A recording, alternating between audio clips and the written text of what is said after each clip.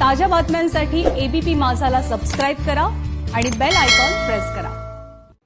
आता आपण घेणार आहोत तुमच्या आमच्या गावखेड्यातील बातम्यांचा आढावा माझं गाव माझं जिल्ह्यामधनं। धुळे जिल्ह्यातील दोंडाईचा येथील वकिलांच्या कार्यालयावरती हल्ला करून तोडफोड करण्यात आली आहे। एकनाथ भाऊसार यांच्या कार्यालयावरती राष्ट्रवादीचं कार्यालय देखील आहे आणि या हल्ल्यामध्ये पोलिसांसह 2 जण जखमी झालेत। हल्ला करणाऱ्या व्यक्तीला ताब्यात घेण्यासाठी गेलेल्या पोलीस कर्मचाऱ्यावरती देखील हल्ला करण्यात आलाय। पूर्व वैमनस्यामधून हा हल्ला झाल्याची चर्चा दोंडाईचा परिसरामध्ये रंगली आहे।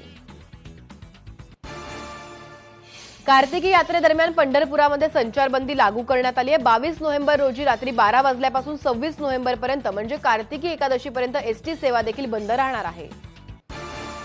जालना जिल्ह्यातील पळसखेडा पिंपळे गावामध्ये पाण्याच्या टाकीवरती चढून प्रहार संघटनेच्या कार्यकर्त्यांनी आंदोलन केलं।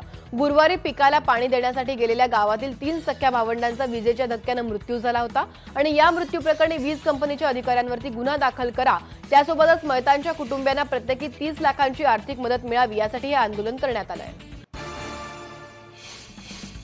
पालघर जिल्हाधिकारी कार्यालयावरती भाजपकडून काढला जाणारा धडक मोर्चा अखेर स्थगित करण्यात आलाय। आज विविध प्रश्नांबाबत भाजपकडून पालघर जिल्हाधिकारी कार्यालयावरती माजी मंत्री रवींद्र चव्हाण, संजय केळकर, निरंजन डावखरे यांच्या नेतृत्वाखाली हा मोर्चा काढला जाणार होता। रब्बी हंगामासाठी शेतकऱ्यांच्या वीज पुरवठा सुरळीत करून देण्यासाठी शिवसेना खासदार भावना गवळी काल चांगल्याच आक्रमक झाल्या। वाशिम जिल्ह्यातील शेतकरी सध्या रब्बी हंगामाच्या सिंचनासाठी सुरळीत विद्युत पुरवठा होत नसल्याने त्रस्त आहेत।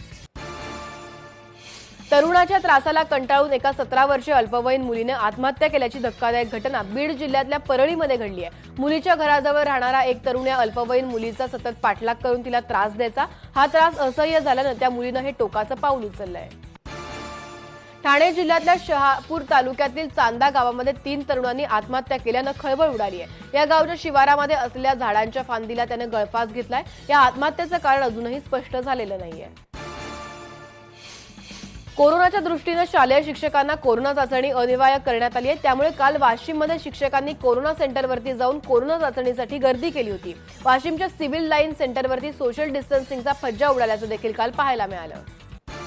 गेल्या 8 महिन्यांपासून बंद असलेल्या शाळा लवकरच सुरू होत आहेत आणि याच पार्श्वभूमीवरती कोरोना चाचणी करून घेण्यासाठी धुळ्याच्या रुग्णालयामध्ये काल शिक्षकांची प्रचंड गर्दी झाल्याचं पाहायला मिळालं।